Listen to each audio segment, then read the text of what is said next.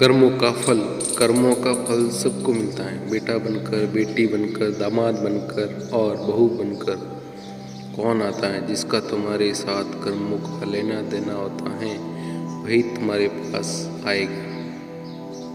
एक बार एक फौजी था, उसके न तो परिवार में माँ नहीं, बाप नहीं, शादी नहीं, बच्चे ना, भाई ना बहन। वह अकेला ही था। कमा कमा के फौज में जमा करता जा रहा था। कुछ दिनों में एक सेठ जी फौज में माल सप्लाई करने के लिए आए हुए थे। उस फौजी का सेठ से मिलना हो गया और धीरे धीरे उनकी दोस्ती गहरी बढ़ गई। एक दिन सेठ जी ने कहा, तुम्हारे पास पैसा बहुत है, वे उतने के उतने ही पड़े हैं, तुम पैसे मुझे दे दो, मैं कारोबार में लगा दूंगा, पैसा बढ़ जाएगा, इसलिए तुम पैसे दे दो। फौजी ने सारे पैसे सेठ को दे दिए। सेठ ने सारे पैसे कारोबार में लगा दिए। कारोबार इतना चमक गया कि खूब कमाई होने लगी। कारोबार बढ़ गया। थोड़े ही दिन में सेठ और फौजी की आपस में लड़ाइयाँ होने लगी। लड़ाइयाँ धीरे धीरे बढ़ने लग गई। लड़ाई करने के लिए फौजी घोड़ी पर चढ़कर लड़ने निकला। घोड़ी इतनी बदतमीज थी कि जिससे जोर से लगाम खींचते इतने ही तेज भागने लगती। खींचते खींचते उसकी गलफत तक कट गई, लेकिन वह दौड़ कर दुश्मनों के गोल में जाकर खड़ी हो गई। दुश्मनों ने फौजी को अनेकों वार किए, जिससे फौजी मर गया और वह घोड़ी भी मर गई। अब सेठ जी को मालूम हुआ कि फौजी तो मर गया। सेठ जी बहुत खुश हुए कि अब सारा कारोबार मेरा हो गया। फौजी के परिवार का कोई भी नहीं था, ना कोई वारिस, नहीं अब किसी को पैसा देना रहा। अब मेरे पास पैसे भी हो गए, कारोबार भी चमक गया और लेने वाला भी कोई नहीं रहा। सेठ जी बहुत खुश थे। तब तक कुछ ही दिनों के बाद सेठ जी के घर में एक लड़का पैदा हो गया। अब सेठ जी और ज़्यादा खुश हो गए। भगवान की दया है, खूब पैसा भी हो गया, कारोबार भी बढ़ गया, लड़का भी हो गया, पैसे लेने वाला भी मर गया। सेठ जी बहुत खुश। लड़का होशियार था, पढ़ने में समझदार था। सेठ जी ने उसे खूब पढ़ाया लिखाया। जब वो पढ़ लिख कर बड़ा हो गया तो सोचा कि अब यह कारोबार लड़का संभाल लेगा, चलो अब इसकी शादी कर दें। शादी करते हैं। घर में शादी आ गई, नई बहू रानी आ गई। सेठ जी ने सोचा चलो बच्चे की शादी हो गई, अब तो कारोबार संभालेगा। लेकिन कुछ ही दिनों के बाद सेठ जी के बच्चा की तबीयत खराब हो गई। अब सेठ जी डॉक्टर के पास, कभी हकीम के पास, कभी वैद्य जी के पास दौड़ रहे हैं। वैद्य जी दवा दे रहे हैं, दवा लिखवा रहे हैं और दवा शरीर पर असर नहीं कर रही। बीमारी बढ़ती ही जा रही है। लड़के पर बहुत पैसा भी बर्बाद कर दिया। बीमारी बढ़ती बढ़ती जा रही है, रुकने का नाम ही नहीं ले रही है। अंत में डॉक्टर ने सेठ जी को मना कर दिया, अब यह लड़का बचने वाला नहीं है, क्योंकि इसको जो बीमारी लगी है वह लाइलाज है।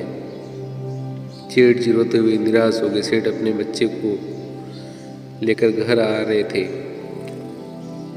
रास्ते में एक आदमी मिले, कहा और रोते हुए सेठ जी से, ये लड़का बड़ा होगा, हमारी मदद करेगा, हमारा सहारा बनेगा, लेकिन यह तो हमारे से पहले ही जा रहा है, यह तो 2 दिन में मरने वाला। पास में एक खड़ा आदमी ने कहा, अरे सेठ जी तुम क्यों दिल तोड़ रहे हो,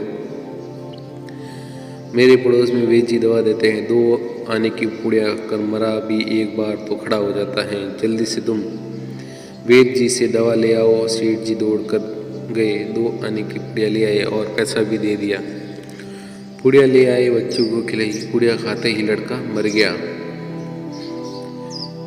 सेठ जी जोर जोर से रोने लगे। सेठानी भी जोर जोर से रोने लगी। घर में बहू रानी और पूरा गांव भी रोने लग गया। गांव में शोर मच गया कि बहू रानी की जवानी में ही कमर टूट गई। तब तक एक महात्मा जी आए। उन्होंने कहा, भाई क्यों रोना था? लोग बोले, इस सेठ का एक ही जवान लड़का था, वह भी मर गया, इसलिए अब सब लोग रो रहे हैं, सब दुखी हो रहे हैं। महात्मा बोले, सेठ जी रोना क्यों? सेठ जी बोले, महात्मा जी, जिसका जवान बेटा मर जाए वह रोएगा नहीं तो क्या करेगा? महात्मा जी सेठ जी से कारोबार के लिए पैसा मिला था तो खुशी खुशी लिए थे। महात्मा जी, उस दिन तो आपकी खुशी का ठिकाना ही नहीं था। सेठ जी, किस दिन? महात्मा, अरे जिस दिन फौजी मर गया था, सोचा कि अब तो पैसा भी नहीं देना पड़ेगा, माल बहुत हो गया, कारोबार भी खूब चमक गया, पैसा देना नहीं पड़ेगा।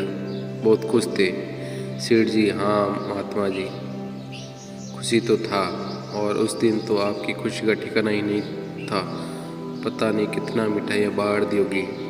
सेठ जी पूछते हैं कब? महात्मा जिस दिन आपको लड़का पैदा हुआ था। सेठ जी बोलते हैं लड़का होने पर तो सभी खुशी होते हैं, तो मैं भी हो गया।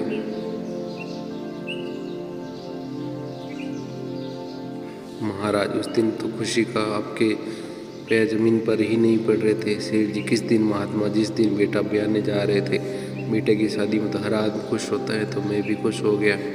जब इतनी बार खुश हो गए तो जरा सी बात के लिए क्यों रो रहे हो? सेठ जी महाराज जी से कैसे छोटी बात है, मेरा जवान बेटा खत्म हुआ है।